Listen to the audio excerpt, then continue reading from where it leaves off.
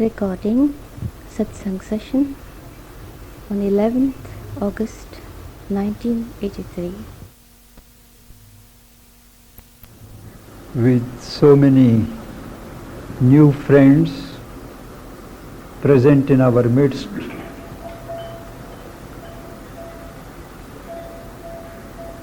I thought it would be more appropriate to speak about a few things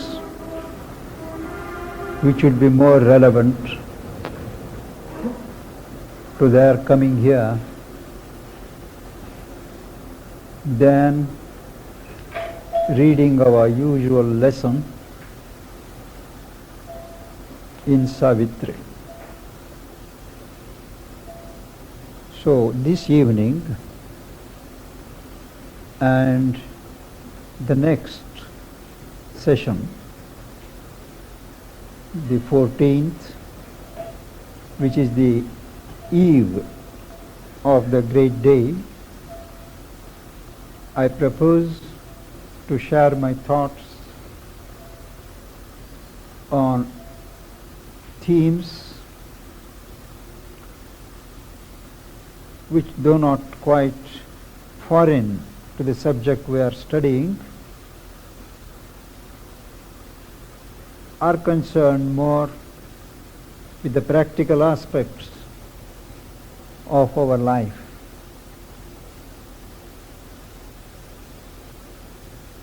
So many have come for the first time, and doubtless they must be asking the same question which is going on in the minds of many. What is spiritual about this ashram?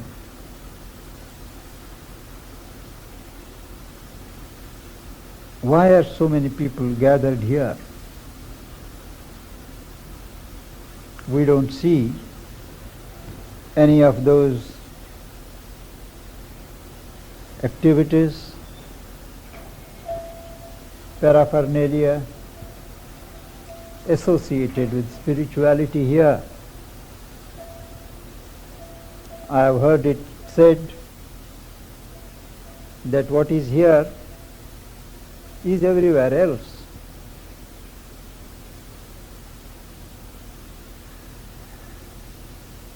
Work, food, sleep, play, business. Well, it is all a replica of the old world outside. I've heard this discussed for the umpteenth time, and it occurred to me to point out a few fallacies in these facile modes of thought. What is spiritual about this ashram? To answer in one sentence, it is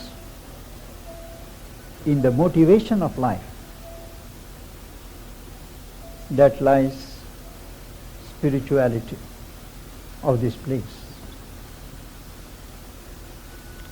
Everything becomes spiritual or unspiritual by the attitude which you bear upon it, bring to bear upon it. Even things which are popularly imagined to be very spiritual do cease to be spiritual when the spirit is lacking, when the attitude is not deep. We speak of asanas, done in some places and say there are no asanas here. Well, Hatha Yoga by itself, asanas by themselves, they are no more spiritual than dumbbells and pole vaulting. For what purpose do you do it? That decides the value of the asanas. Do you do the asanas for keeping fit, for maintaining health, for curing diseases? Or do you do asanas to awake God in the body, the divine consciousness in the limbs?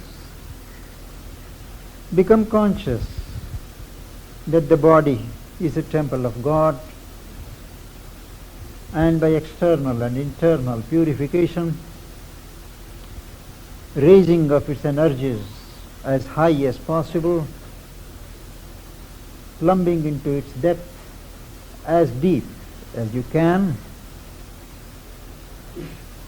If you seek to become conscious of God in your body, then the same system of asanas becomes spiritual.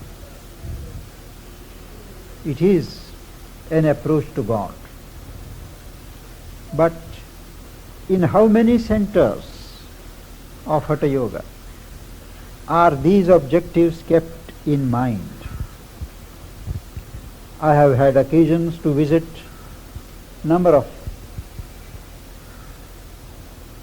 ashrams, Hatha Yoga centers, both in India and abroad,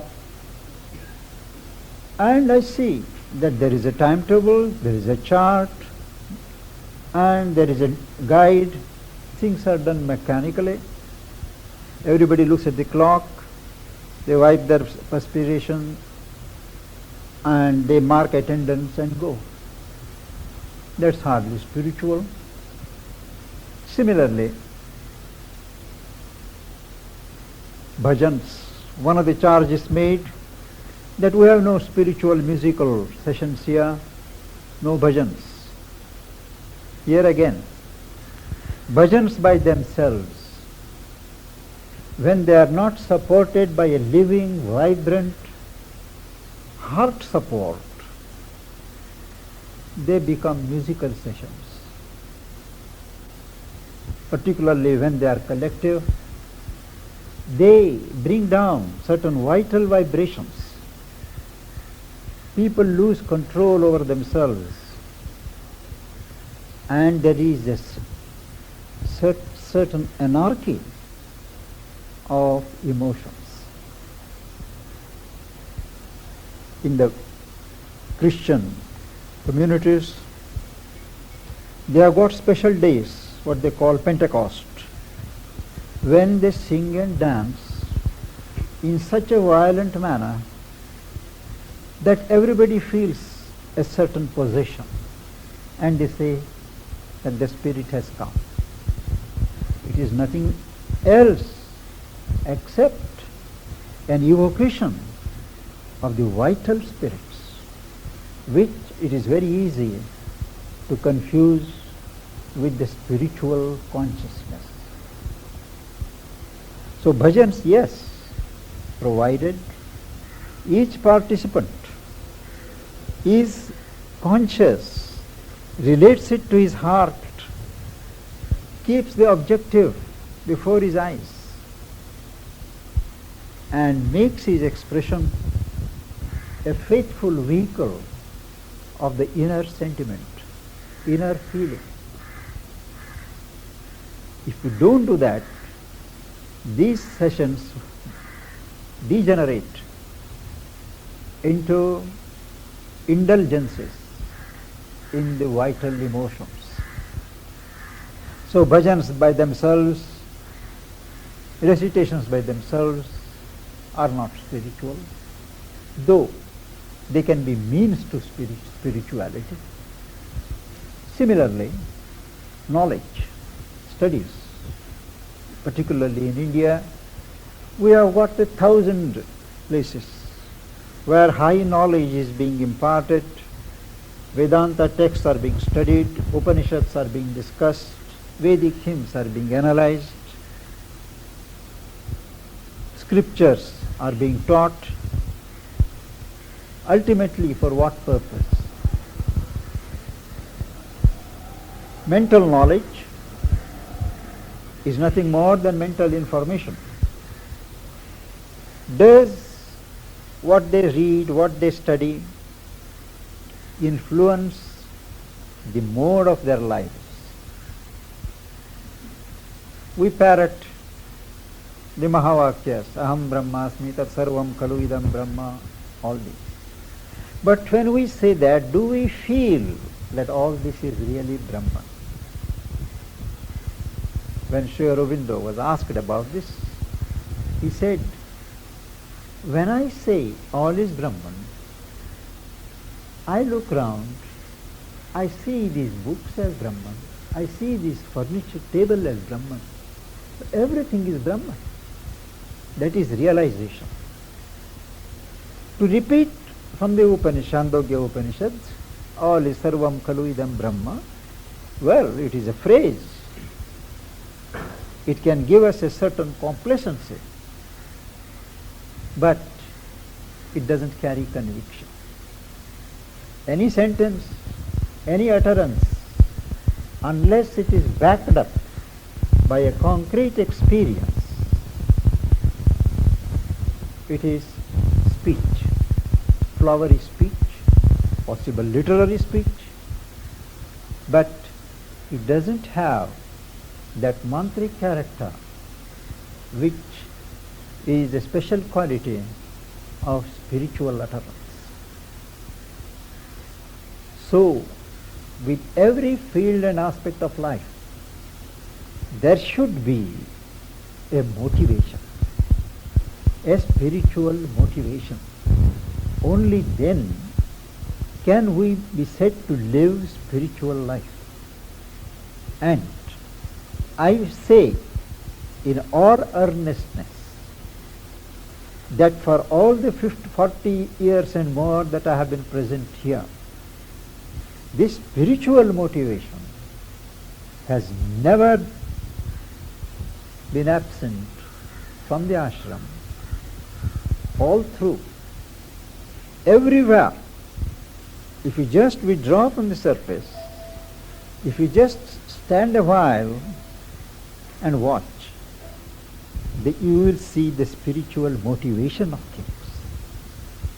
Maybe you see our people eating in the same way, but watch a sadhak sitting there and eating. Does he just eat? For him, eating is not for filling his stomach. It is a sacrament. It is a ritual. It is a way of infusing consecrated energies into his body in order to nourish the body, help it to grow into a living vehicle for the force or the Shakti of yoga. Yoga of perfection, later yoga of transformation. Each time there is a consciousness that there is Vaishwanara, there is the universal Agni who digests for you and shares the sap of that food with all the gods, linking you with the cosmic process. And even with the food that is given is what Mother describes as food plus. She was always opposed to giving the food, say, to the beggars outside. When some of the Western visitors asked Why? Why should we not give the food? We pay for it, we can as well deal with it as we like. They were told that this is not commercial food. There is something else, some other consciousness that is injected into this food, and that makes it different. It shall not fall into the hands of those who have no special value for it. It is an insult to that consciousness to give the food to those who don't have that sensitivity to that food. That was why she said, don't give the food to others, to beggars outside. It's not that she lacked compassion. You know very well what she was. Similarly, with studies, with books, we have plenty of books. But our books are not meant just for sales. Books are not commercial propositions for us. The books, they represent the cream of our experience filtered through the mind. It is not our aim to be scholars. In fact, I would be ashamed to be called a scholar. When somebody tells me, you are a scholar, I shrink. But if I am told you are a sadhak, I feel gratified. Now, we study Savitri here, for instance, twice a week. But certainly it is not to appreciate the literary excellence of the poem, which it certainly has. But we make it an occasion, maybe a few of us, 10, 20, 30. When we gather for the study of Savitri, there is an automatic pooling of our consciousness into one mind, one receptive mind, and the words, the lines are only an occasion for us to link ourselves with the consciousness behind. It is possible to study Savitri in the universities, in the colleges, but there is a difference. Studying it for spiritual purposes and studying it for sake of knowledge, for sake of aesthetical enjoyment, whatever. So this motivation, that is important. And over the years, Mother, before Sri Aurobindo, and those who have lived at their feet with dedication, they have made this spiritual motivation an established fact in every corner of the ashram. And by ashram, Mother Sri Aurobindo explains, it does not mean that batch of 4 central buildings, but wherever they have lodged sadhaks who have come to that. Wherever her breath is there is a spiritual orientation. We may dress in the same way as everybody does. We may not dress in ochre robes. But for us, dress has a different connotation than elsewhere. If the divine manifests as beauty in the physical, neat dress, taste with dress is a must. And it is part of the manifestation of the divine in the physical. As a part of it, that we attend to the details of dress. Dress is not to proclaim our status. If we have a consciousness. We don't need to put a label outside saying that I am a yogi, I am a spiritual man. We don't. So the outer forms are very deceptive. The same things you may find here, but the purpose for which they are done, the orientation they undergo, they are different.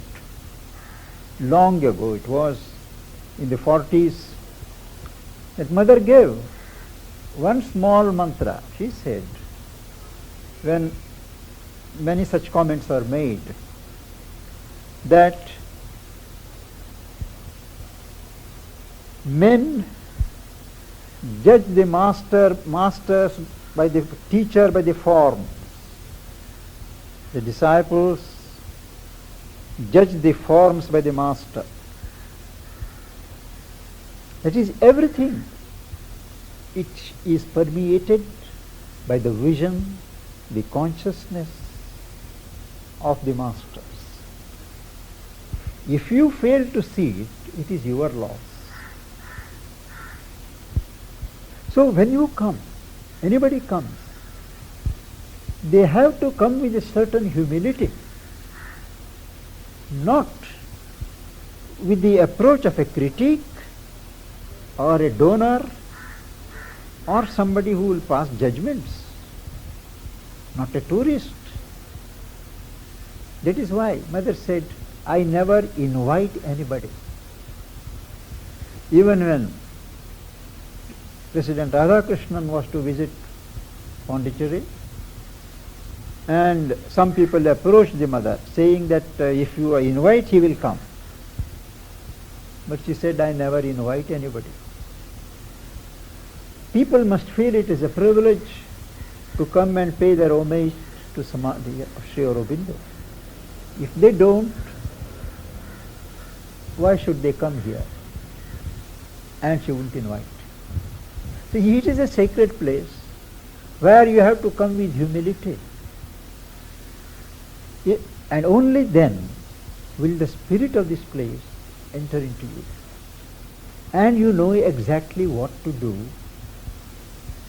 what to receive. There are, as Sri Aurobindo has written specifically, two influences here in the ashram. He said, one is the influence of the people living here, the inmates. The other is the influence of myself and the mother, Sri Aurobindo and the mother. It depends upon the luck of the visitors under which influence they come. So, the masters are different. The ashram is different. The ashramites are different. There is a level where all the three are one. But at the level of manifestation, there is a practical distinction. One shall not be confused with the other. People spend thousands of rupees, come thousands of miles, and they should know why they have come. Not to judge things here. If you fail to see something nice, something beautiful, something inspiring, look into yourself and ask, why? Why do I fail to see things here? What is it that is lacking in me that makes me not register something here? It is not a fault anywhere else here, but in the approaching consciousness. Do not ever compare one ashram with another. I have been to a number of ashrams. Each ashram has something. But each can't be compared with another because their motivations are different. Their ideals are different. And suited to their ideal, suited to their object, their ways of life. We should be, of course, broad-minded enough to appreciate the excellencies and the good points everywhere. And you will find them everywhere. But here, when people say, what is spiritual? Well, it is not a question of debate, not a question of argument, not a question of proof, but a question of looking into yourself. Everything that goes on here has a spiritual angle. Even sleep, Mother has explained, Mother has taught how sleep itself can and should be made a part of yogic meditation. How sleep can be converted into a conscious linkage with the universal existence.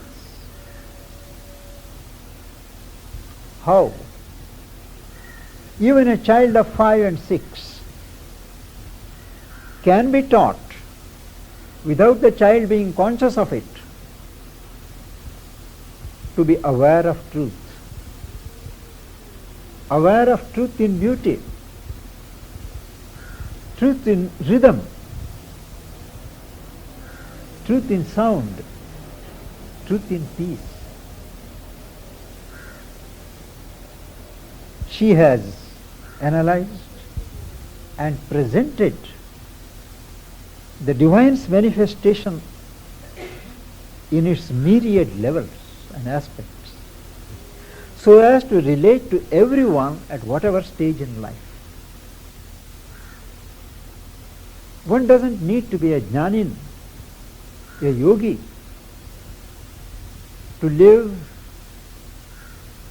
the spiritual life that is offered here.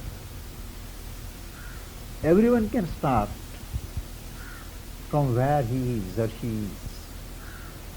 That's the beauty of it. That it is so natural, it is so simple, that we begin to wonder whether it is there at all. Mother draws special attention to this feature, that unless some noise is made about a thing, the human ignorance is such that unless some special attention is drawn by way of dress, by way of rituals, by way of outer forms, people are not aware that there is something spiritual. She doesn't mean only here, but anywhere. Whereas real spirituality is independent of all these factors. All these factors can be there and spirituality be absent. All these factors need not be there and spirituality is vibrant. She has always objected to beautify the samadhi area. People wanted to put gold filings in the border, all over. People wanted to put marble all round. They wanted to put mantaps. She discouraged always. She said, no, no, no. Attention is drawn to these outer things and the real thing will be missed. That is why she didn't even want so many times the samadhi and the area to be cleaned. I have heard her saying that once in the morning the ladies do, and once in the afternoon Dr. Patil, the dentist, comes and does. That is enough. All the rest is unnecessary, interfering, disturbing.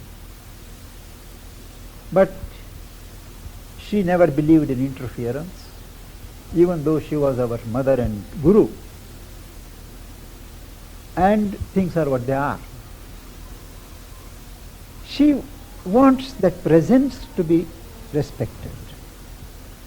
Too much of cleaning, too much of worship robs the sanctity of a place. There is a phrase in one of the Sanskrit texts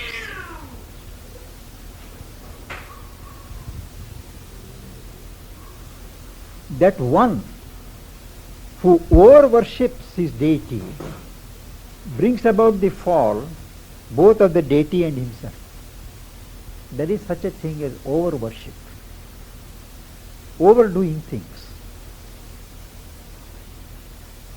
All these are directions, instructions, and it is an opportunity, a privilege to breathe in this atmosphere, absorb whatever you can, and carry whatever settles on you without entering into superficial movements which can only drain your energies and consciousness. More on Sunday.